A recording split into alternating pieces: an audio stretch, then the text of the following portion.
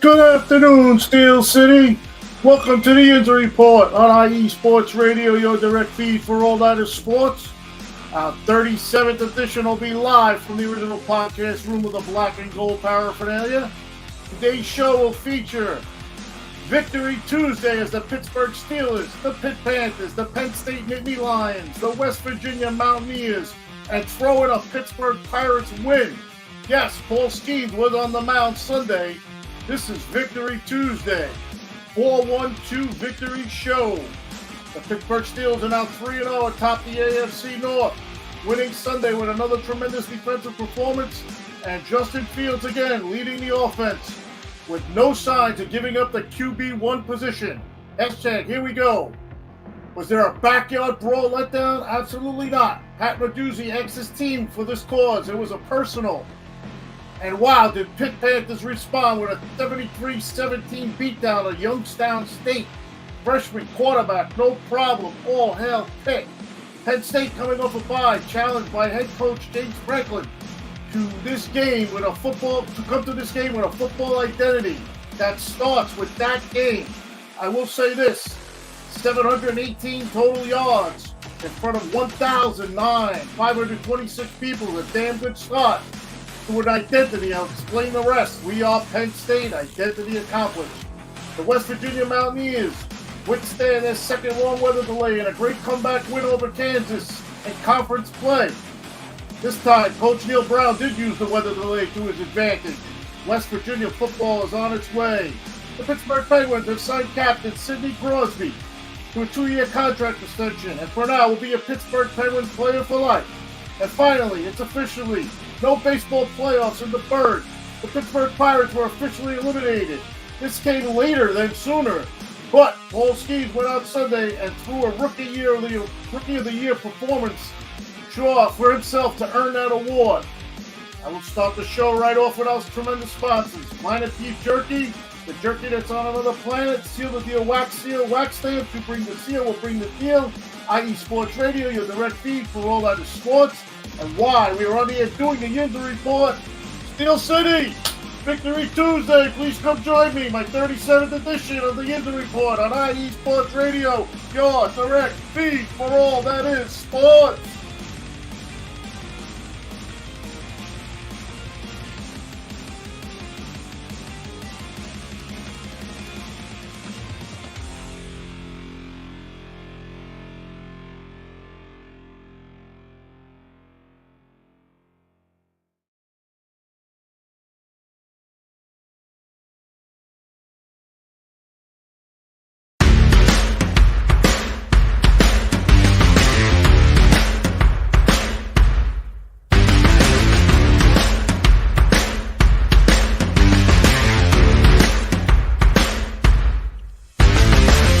IE Sports Radio fans, this show is brought to you by Planet Jerky Premium Brisket Beef Jerky. Planet Jerky is the official jerky of the 2022 California League champion Lake Elsinore Storm, Single A affiliate of the San Diego Padres. This all brisket jerky has gluten-free options, contains no MSG, no sodium nitrate, is low in sugar, and high in protein. Go to their website at planetjerky.net and follow them on Instagram at Planet Jerky. Planet Jerky, the jerky that's on a whole other planet.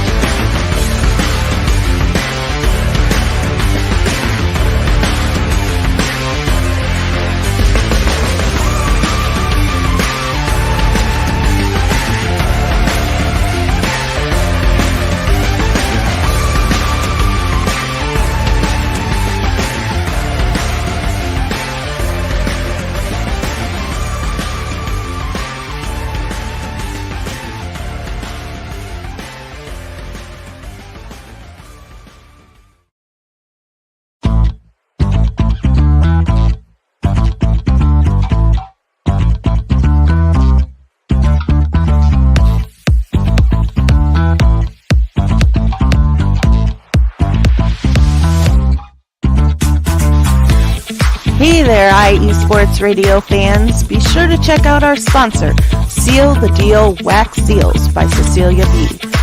You just finished your very own wedding or baby shower invitations and you're looking for that extra special touch? Maybe you just wrote a letter to a relative or a friend and you want to add to their smile when they receive it.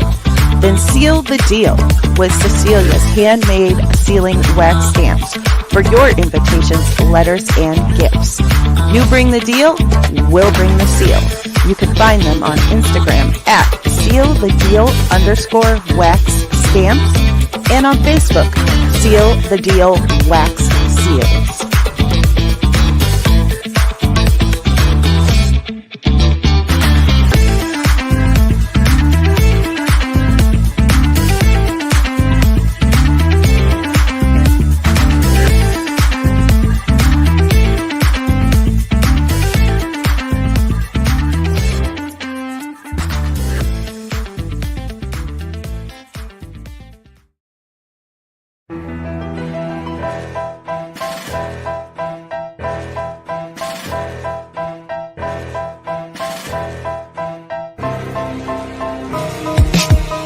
For the last 10 years, IE Sports Radio has been bringing you amazing content ranging from interviewing legendary athletes, coaches, and other authorized media personnel to building tailor-made shows dedicated to all major sports cities around the country.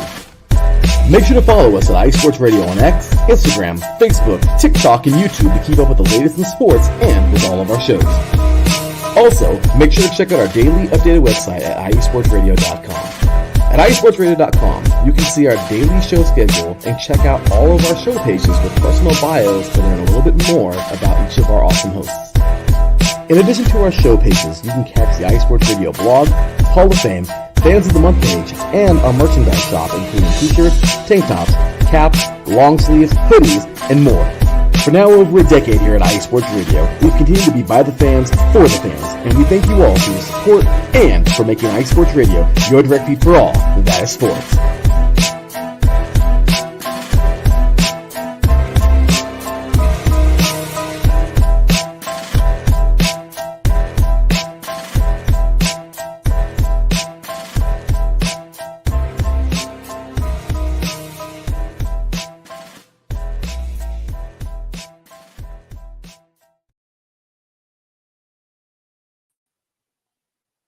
Well, good afternoon, everybody. This is Ralph Calise, your host for the Yinzer Report on IE Sports Radio, your direct feed for all that is sports. And today we're going to do a show called Victory Tuesday for the Pittsburgh area sports teams. As I mentioned in the beginning, the Steelers won Sunday. The college teams, Pitt, Penn State, West Virginia, all pulled off wins on Saturday. And our Pirates with Paul Skeens on the mound got a win Sunday, which I believe topped off his nomination for going to be the Rookie of the Year award. But let's get right into the Steelers as we start. And the Steelers came into this weekend. They were 2-0. They were facing the Los Angeles Chargers on Sunday at Acrisure Stadium in Pittsburgh. It was the first home game. And the Steelers came in, and they suffered a injury on the line earlier in the week. Rookie tackle Troy Fontenot was deemed ineligible to play because of an injury. They weren't sure the extent of it, but it was later announced that he was going to be out for the year. So they came into that game, and they came into the game without Troy Fontenot, and they came into the game on Sunday against the Chargers and Jim Harbaugh's Chargers, who were 2-0 as they came in, and Jim Harbaugh's visions of building a team to play physical defense and grind out games on the ground and have Herbert's ability to make big plays when needed was happening for well over a half. And the plan worked, but when you play the Steelers, you gotta play 60 minutes, and you gotta put 60 minutes in because they're playing the same way, and especially in Pittsburgh and their first home game. Now they have to keep it up and play the whole game with that toughness. But especially, like I said, especially in Pittsburgh, He did not have the Chargers travel to Pittsburgh. He was they were training, I believe, in Carolina because of the West Coast, East Coast thing. He didn't want them to have any like tiredness or however it is. But that was Jim Harbaug's decision with the team, I guess, not to travel to the West Coast to LA. This week was a little bit of a stretch. That was a little bit of a stretch to me. They were football players. They are football players, and we all know they should be used to it. But that was the coach and the team's decision. I also think he took a chance in starting Herbert in the game. As you know, Herbert had the sprained ankle, severe sprained ankle, and I guess he worked on it all week. I also think he took a chance in starting him, but I guess Herbert got himself ready to go with treatment and doctors here at Beast, because the first half, the throws he was making, they looked like nothing was wrong with his legs, with his ankles and his legs. So he came in and he had a good first half, and the Chargers were leading 10-7. He did halftime game. It was 10-7, and just before the half, the Steelers, they tried to kick a 64-yard field goal. It would have been the longest field goal ever in Acrisure Stadium, and Boswell missed it, and there was 1 second left on the clock. Now, if you listen to last week's show, I had a thing about Jim Harbaugh when he played for the Colts. He was the quarterback in the 1995 AFC Championship game with the Colts, and he threw a Hail Mary pass that almost was caught to win the game and go to the Super Bowl for that time, the San Diego Chargers. What happened Sunday? 1 second left. Herbert comes on the field, and like I said, it looked like he had nothing wrong with his leg or his ankle, whatever you want to call it, and he threw a Hail Mary pass in the same situation at the half, but this was at the half.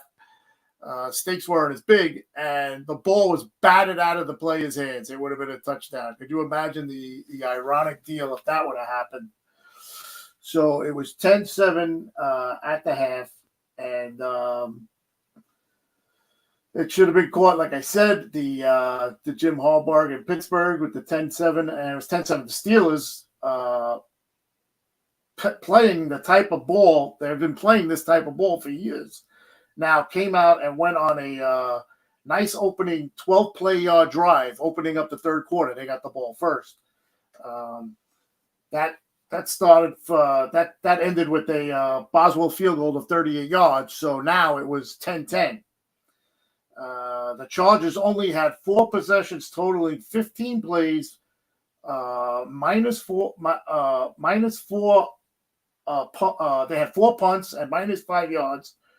Herbert was hurt in the second possession of the second half. So the ankle finally gave way on a big hit on a quarterback sack by Cam Hayward. So he exited the game after that. And once that happened, the game was over, because you could see the Steelers defense was taking over, and they were rushing the quarterback. They were actually, before Herbert went out, you could see the defense made the adjustments at halftime. They were hitting him, and they stopped the run, and it was just a great defensive performance. So again, you could see the black and gold defensive gaining steel steam, just stuffing the run, cornerbacks and safeties, covering everything, sacks, tackles for a loss. And yes, Renegade was played at the beginning of the fourth quarter with the score tied at Steelers were ahead 13-10. And right after the start of the fourth quarter, after the Chargers had a minuscule drive of 6 plays for 26 yards with the backup Tyler Heineke in, Justin Fields put a rope of a throw to Calvin Austin, who took it 55 yards for a TD and a 20-10 lead, and that place was going insane. The defense then took care of the rest, 3 plays, 2 sacks. Nick Herbert, Cam Hayward with the sacks, with 4:59 left. This is where how Harbaugh with 4:59. This is how Harbaugh wanted the Chargers to play and win. The Steelers, who wore out the Chargers D in the second half by running the ball 8 plays out of 12 to wind the clock down to victory. Formation at the Chargers 1-yard line. Justin Fields took a knee, handing the ball to the ref after he took the knee, which was very interesting. After he handed the ball to the ref gave it right back to him. I guess he realized the performance that Justin Fields had, and he was liking it, and he gave Justin Fields the game ball right as the game was ending. So it was a great win. The Steelers are now 3-0. Very unexpected 3-0 in my opinion as a Steeler fan. I did not expect this, especially with the new quarterback, and I believe Justin Fields has proven to be now the number one quarterback for the Steelers. And time of possession in the game, the second half, the Chargers only had the ball for 9 minutes and 49 seconds. The Steelers had the ball for 20 minutes and 51 seconds, I'm sorry. So like I said, the Steelers are 3-0. The defense yards per game allowed right now are 229.7, which is first in the league. Third down conversion percentage is 21.9, which is first in the league. And points per game allowed is 8.7. So you could see the defense has really stepped up.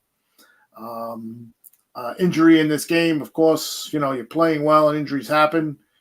And hopefully don't slow the Steeler defense down. But Alex Highsmith suffered a groin injury and reported today by Mike Tomlin that he's going to be out for not a severe amount of time, but yes, some time.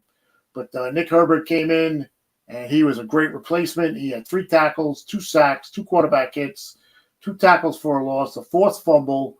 Came in the game in the third quarter after Highsmith was hurt, and he did all that. And as T.J. Watt calls him, his little brother, because they went to Wisconsin together. And even when T.J. Watt was there at Wisconsin, I think he was there in his last year. He trains in the offseason with Nick Herbert. Like I said, the injuries was Alex Highsmith. He had the groin injury. And cornerback Corey Trice, remember in Denver last week, he had that interception on the 9th play of his career. He had a hamstring injury, which was later reported today that he's been put on IR. So we lost Corey Trice. The poor guy just can't get into the NFL. His whole rookie season, he was hurt as well. Jaylen Warren has a possible type of knee injury, so that's going to be monitored during the week. But hopefully we get Isaac Samalo on the offensive line back. And Tomlin came out today in his press conference and said that Russell Wilson is going to be limited again. So we don't know. He's not going to be practicing as if he's going to be the number one. And we'll see what happens with that. So Steelers had a great game. They're 3-0, like I said. Unexpected. Nobody still feels that this team is for real. But I will say Justin Fields is progressing each game, and keep an eye on that. He's not doing anything to the Steelers' offense to make them lose. And the defense is just on another planet right now. And I don't see the next game up is versus Indianapolis at Indianapolis. It could be a trap game. Who knows? They're going into Indianapolis against, I don't want to say a rookie quarterback because he's not a rookie quarterback, but he is a good quarterback. And it'll be a different type of quarterback the Steelers have faced in a while, with the way he plays and Taylor in the backfield. So we'll see what happens with that. And that's the next game. And like I said, Steelers are 3-0. They are in first place in the AFC North. As Baltimore wound up beating Dallas. The Browns had a terrible loss versus the Giants at home. And even worse, the Bengals are now 0-3. They lost to the Commanders last night in Monday Night Football. So they're in a good spot. They're 3-0. They need to win these games. They need to win these games early because, as everybody knows, the schedule down the back at the end of the season is going to be insane with all the AFC North games. And you got the Chiefs and Eagles possibly back-to-back. And like I said, the North will be on the line probably in those games. Playoff spots will be on the line. So you got to get all the victories you can get now early in the season before their bye comes, which I think is week 9. So if they can have 6 wins by the bye, I think they'll be in pretty good shape. But that's kind of a stretch too. But, hey, we'll see what happens. All right, we're going to go to the TJ Watt board. As you know, I have the board for TJ Watt. There he is. He is he's in line for the Defensive Player of the Year. There he is. It's the bobblehead. And TJ Watt's stats this week, of course, the Steelers got the win. He had 3 tackles, 1 sack, 2 quarterback hits, and a tackle for a loss. So we'll put his stats up there against the Chargers. There they are down there. And he's on the board for his Defensive Player of the Year award on his board. And we'll see how that goes. And TJ Watt he's a great player. He's a great player. All right, so before we take a break, let's go to the chat. Danny Man, yeet. How you doing, buddy? Thanks for joining in. And Drewski's on the air. How's it going, Ralph? Drewski checking in, wishing you a great show. Yinzer time. Thank you, Drewski. Thank you very much. TJ Watt for Defensive Player of the Year. We're trying, Danny. We're trying. All right, so I'm going to take a break, and when I get back, I got a lot of college football to go over, and we'll do that in a second, right after we get back from this break.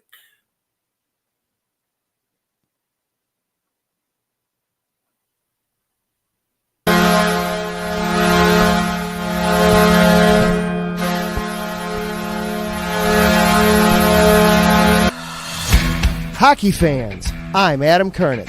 And I'm Zach Puplis. Together, we are the newest version of Hockey Talk on IE Sports Radio, The Neutral Zone. Zone. We love hockey, but we also know it's not everyone's first sport. So we want to make this show as much for new fans as for the diehards. Whether you can name all the Swedes on the 08 Red Wings Stanley Cup team, or if you can't tell if Varlamov is a goalie or the latest trendy vodka, we're here to help. With facts, figures, and outrageous fans, we bring you all the hard-hitting hockey news you can handle, while still keeping it fun and on the rails. Well, mostly. So tune in every week as we go around the hockey world, from college to Canada, the minors and the majors, and everywhere in between. So bring your cellies, And your one-timers, you wicked wristas. and be sure to protect your 5-hole. Catch the Neutral Zone every week on IE Sports Radio, your direct feed for all that is sports. We promise not to pick on the Arizona Coyotes every episode.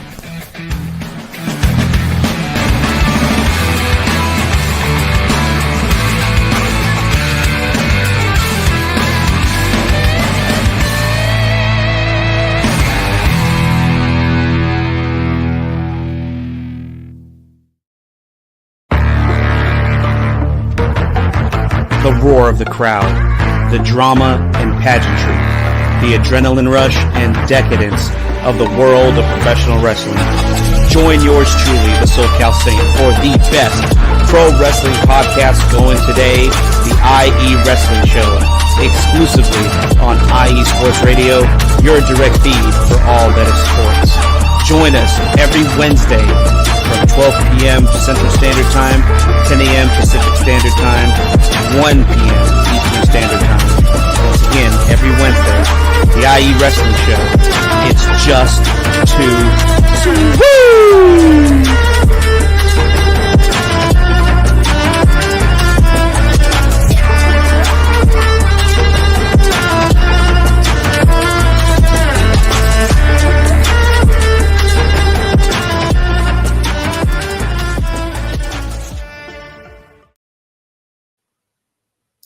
Welcome back. This is the Yinzer Report on IE Sports Radio, your direct feed for all out of sports.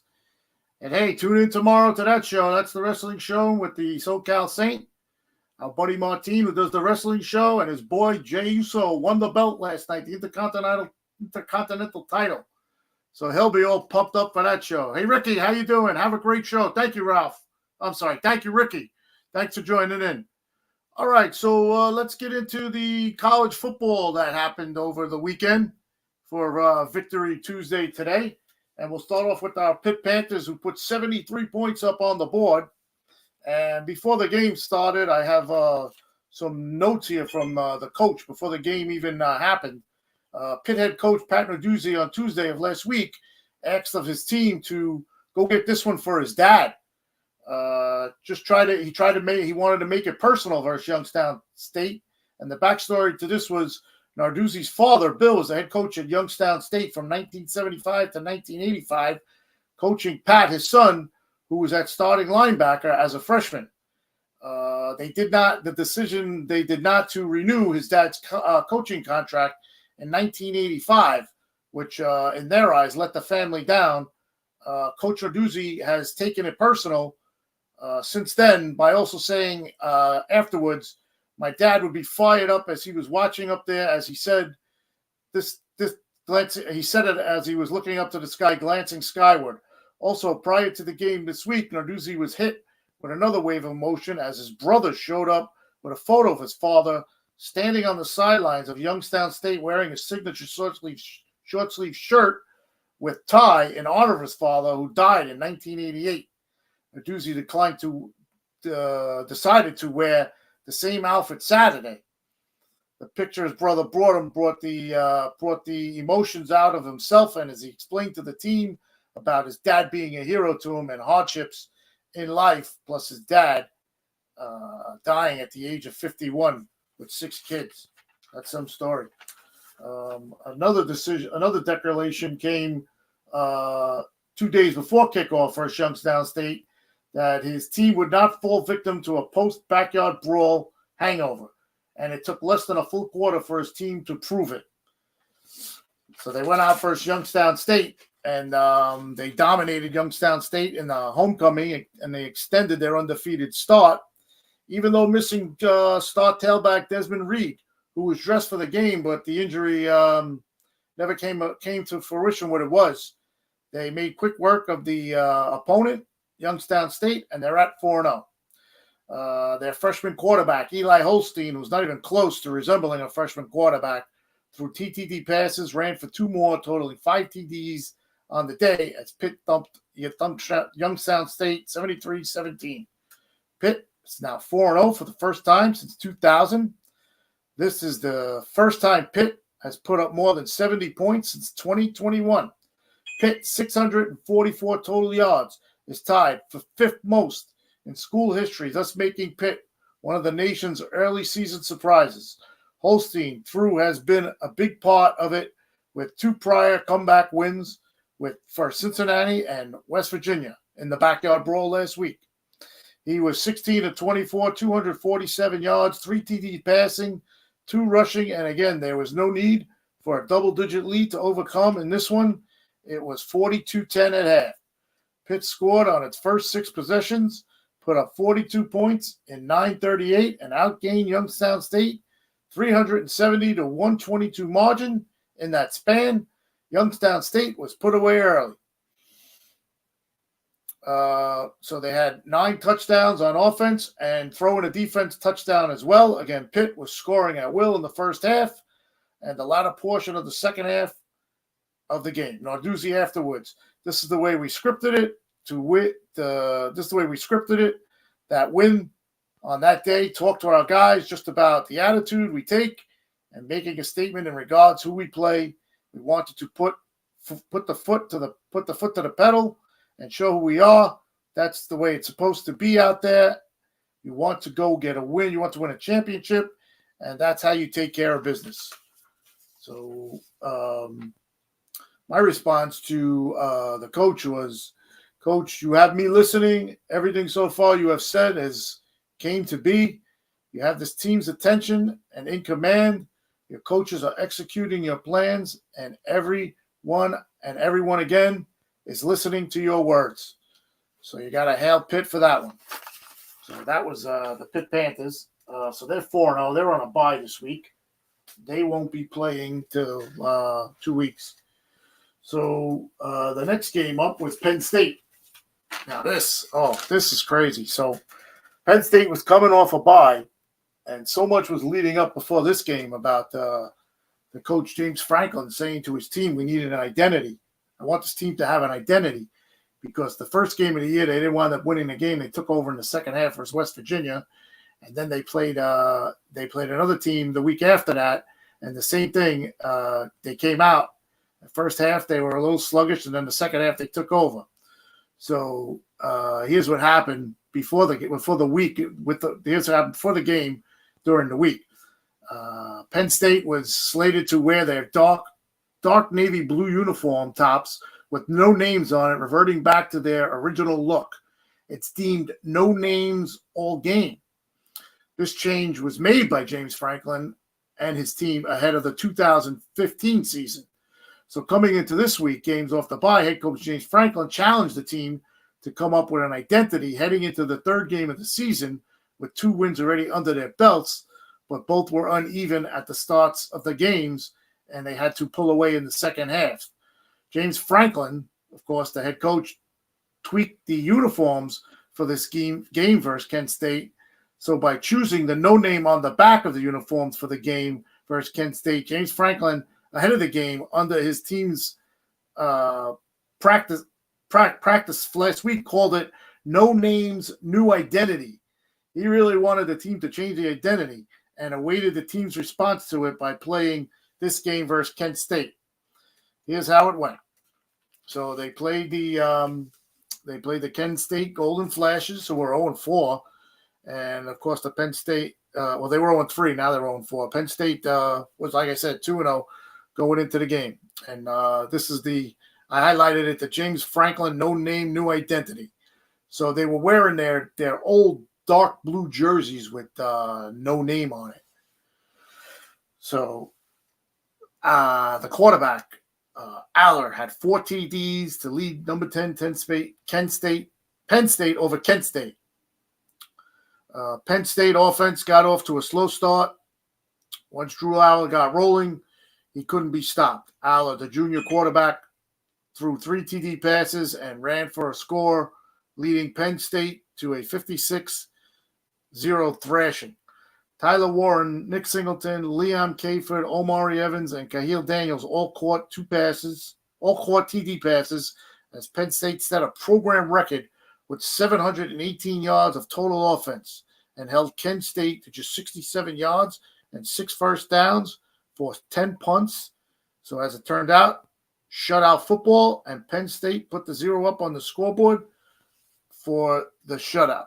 Penn State started with a turnover on their first drive, but then scored in their next 7 possessions to pull away and have made the choice of head coach James Franklin to pull all the starters and veterans to get a lot of guys that normally are just in the locker room out on the field. So there were no names. There was a new identity. What a perfect plan and scenario put in place by the head coach. Notes from the game: Kent State starting quarterback Devin Cargman was hurt.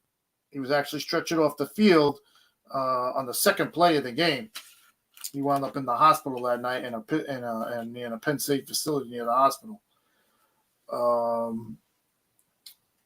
After losing 71-0 a week ago, Tennessee, the Golden Flashes lost their top 2 quarterbacks to apparent serious injuries in the first half. As I mentioned, Devin Carter was stretched off the field after a sack, and backup J.G. Surratt needed help after suffering an apparent non-contact ankle injury early in the second quarter.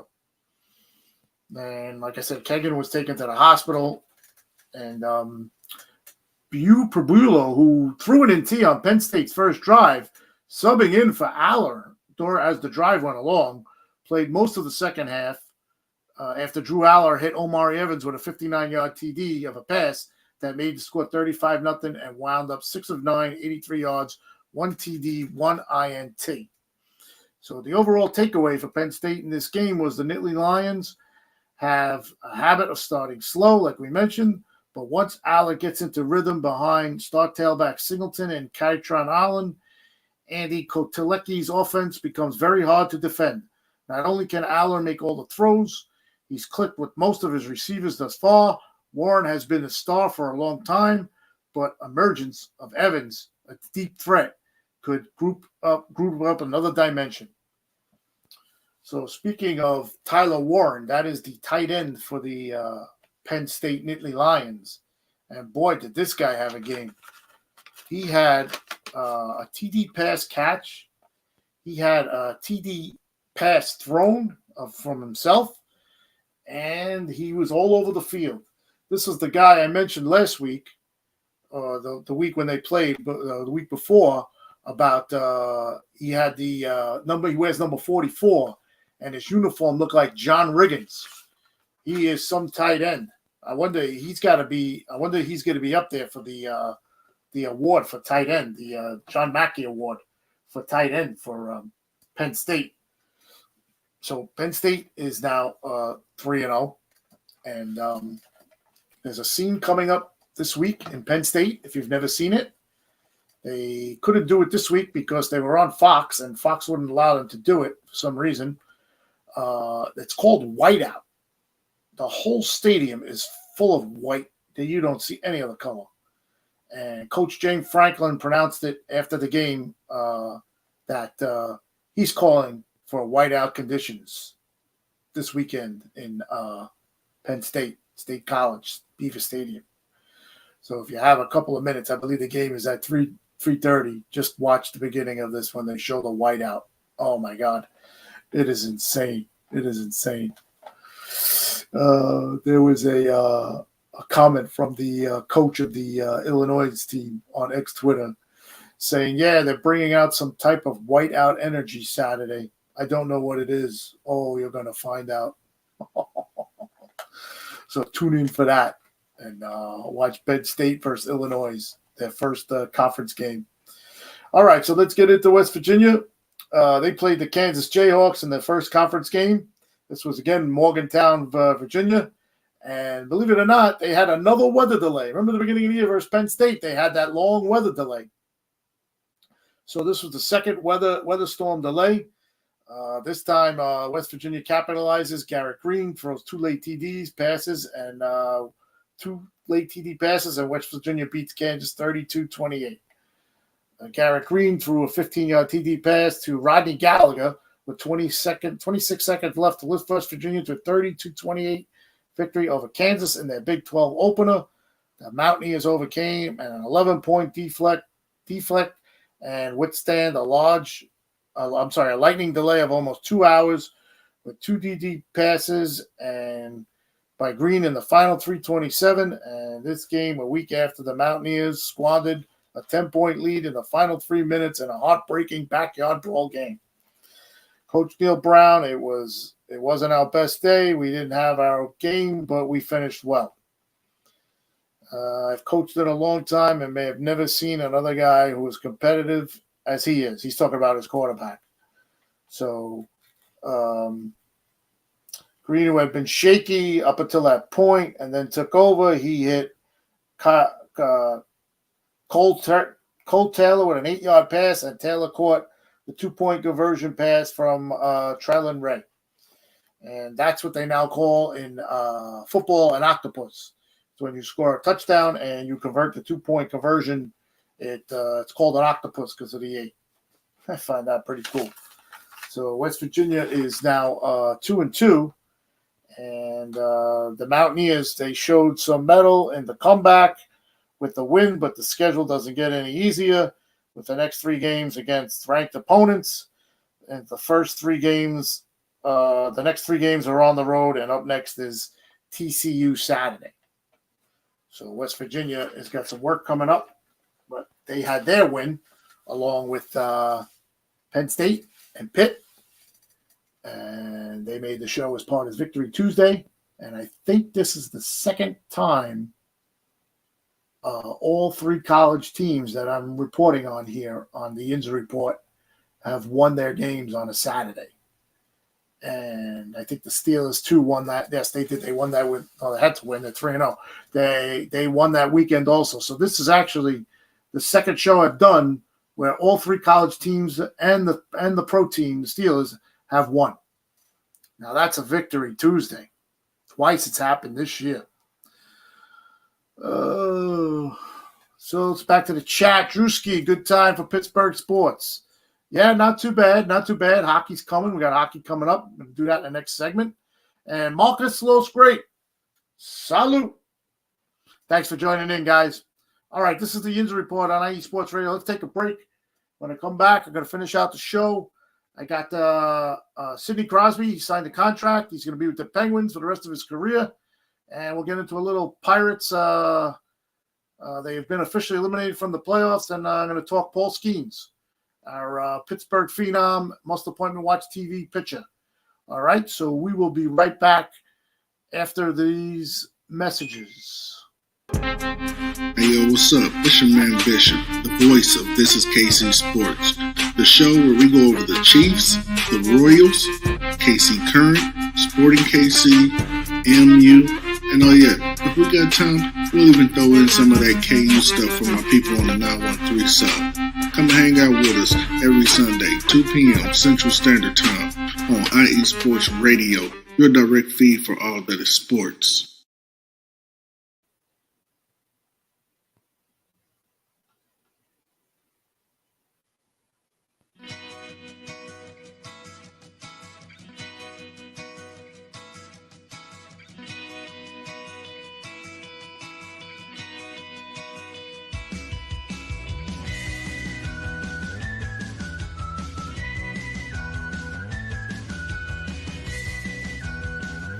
Hey, Cleveland and Columbus sports fans. This is Jen D, host of the Show of the Land on IE Sports Radio, your direct feed for all that is sports. If you love Cleveland and Columbus sports like I do, be sure to tune in live to the Show of the Land on Tuesdays, where we will cover the Cleveland Browns, Cavs, Guardians, and Monsters. We will also talk about the Columbus Blue Jackets, Crew, Fury, and of course, the Ohio State Buckeyes. We'll also cover other colleges in the area like Akron, Kent State, Cleveland State, Mount Union, John Carroll, Baldwin Wallace, Youngstown State, among others. So like I said, if you love Cleveland and Columbus sports like I do, be sure to tune in Tuesdays to the Show of the Land with Jen D on IE Sports Radio, your direct feed for all that is sports.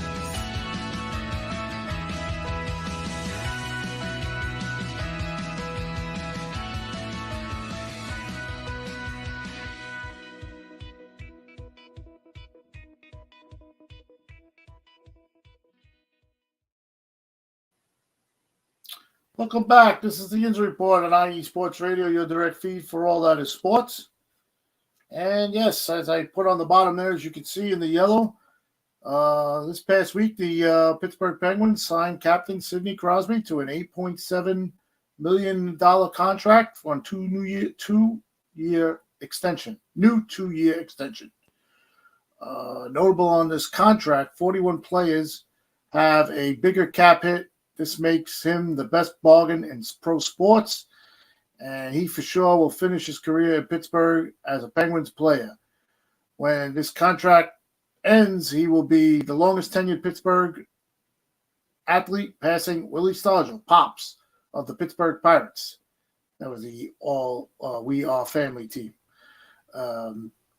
With so many greats from Clemente, Mean Joe Green, Mario Lemieux, and a million Hall of Famers between the Penguins, Steelers, and Pirates, nobody will have done it longer than Sidney Crosby. Crosby, he is, in my opinion, the GOAT. Here is an observation by myself about the captain outside of the game of hockey. He demands so much respect, and yet he's not looking for it. He's just trying to be a good human, which that probably is his greatest asset. And that's how he's been his whole career. The Penguins are in training camp as we speak. Preseason is underway, and they had their first game on September 21st at Buffalo, and the Buffalo Sabres beat them 7-3. Jesse Puljujarvi, hard name to pronounce, the right winger who they got in the trade last year for back from the guy they traded to Carolina. He had a hat trick, so he was off to a good start. Goalie Blomqvist was in net, and he gave up 6 goals, and I guess one was an empty netter. So preseason is underway. It's only preseason. They're still trying to figure out what lines they're going to have and all that. So we'll monitor that for them. And, so that's it for the Penguins. And now let's get into Paul Skeens, our buddy Paul Skeens. Remember him? So the Pittsburgh Pirates were eliminated from the playoffs officially this past week, and they will have their 6th straight losing season and 28th overall the past 32 seasons. So they were eliminated way before that, as we knew. But like I said in the beginning, the later than sooner type thing happened here, where they had to be officially eliminated. So they are out, but they still have Paul Skeens, and Paul Skeens did not let the losing get him down. He continued on to his trek to win that award, the Rookie of the Year award, which I personally think he's got in the bag. I don't see anybody else that's even close. Jackson Merrill in San Diego, I don't see him comparing to what this guy is. So as we know, Paul Skeens, number 30 on our roster. He is now number 1 in history, the first pitcher in MLB history to have a sub 2.20 ERA and 150 strikeouts in their first 21 games. Just digest that. Digest that stat. Rookie of the Year, he pitched a Rookie of the Year game, award-type winning trophy clincher to me. Anyway, this past Sunday, they won the game 2-0. He only pitched 5 innings, but he got the win because he's on an innings, he's on an innings restriction. The Pirates love doing that to their young pitchers. He 2 hits, no runs, no walks, 9 strikeouts, a hit by pitch, a hit batter, 18 batters faced, 73 pitches, 50 strikes. He had 9 strikes looking, and 16 swings and misses. And it was in Cincinnati, of course. It was a road game. And, yeah, that was his start. So I think he clinched it, even though he had it clinched before that. And he will now hopefully get that trophy and have that award under his belt as far as Rookie of the Year. Don't forget, he did start May 11th, was his first career start versus the Chicago Cubs. And that's when he came in. And we'll see what happens with that. I think he's going to have one more start. And before I came on air, I was talking with Ricky Keeler of the New York Sports Show, New York State of Sports. And he had sent me a text that he had read something where Derek Shelton announced that he was going to pitch in the last series of the season versus the Yankees, possibly Saturday. So that would be a great accomplishment for Skeens to get to the Bronx and throw a game off the mound in the Bronx. Even that's just even good for next year, just for his own self. Speaking of Ricky, he's in the chat. He says, speaking of the Pirates, do not like that they DFA'd him when he was 4 plate appearances of a $200K bonus. Wow. Yeah, I didn't know that, Ricky. Like I said, I've been talking about not much about the Pirates lately, but I don't know what's going on out there in Pittsburgh with Tellez. Yes, I had seen that before I came on. Tellez, yes. Okay. But like I said, I don't know what's going on out there with the Pirates and management. I think 2 weeks ago I was even reading that they're all on board for bringing Shelton back. This guy has got a losing record for the 6 years he's been there. This has been his best year. And he still screwed it up. I really don't understand what is happening out there in Pittsburgh with the Pirates. And this poor guy, Paul Skeens, I could see it already. When his contract is up, he's not going to be on the Pirates.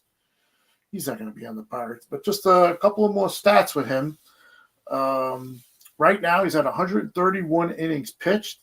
He has 29 earned runs allowed. He's only allowed 10 home runs in 131 innings, 32 walks, 167 strikeouts, which, of course, is a record. 508 total batters faced this year. So in all the games he's played, he's only faced 508 batters. But you guys know how I feel about Paul Skeens. I've fallen in love with this guy, and I hope nothing for the best. I actually share this with you guys. I actually won a contest for Paul Skeens. I don't know how I did it or how it happened, but I won a contest, and I have a piece of autographed memorabilia coming to me from Paul Skeens. It's in the making. I have no idea what it is. I went on some Pittsburgh website with the Pirates. It wasn't the Pirates website. It was something else. And I put my 2 cents in. I want to say 2 cents. I guess it was a raffle, and they picked me out. And I'm so pumped up to find out what it is and when I can get it. I was told that it was going to be signed by Skeens after the season, because he doesn't do any type of signings during the season. I guess that's something that's in his contract. And he only has one type of agent out there for autographs and stuff like that. So it's got to be done his term, their term, his time. And, so I'm waiting on that. I cannot wait to see what it's going to be. Of course, I will share with you guys here on the Yinzer Report when I get it. And we'll see how that goes. But yes, I'm in the. I have it coming. Let's just put it that way. All right. So that is it. That's it for today. I'm going to cut the show short today. This is the Yinzer Report on IE Sports Radio, your direct feed for all that is sports. Gen B should be next.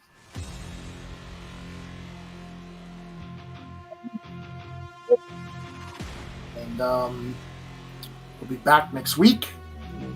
Hopefully we have another Steelers victory. Hopefully all the college teams win again. But I'm not expecting that every week, that's for sure.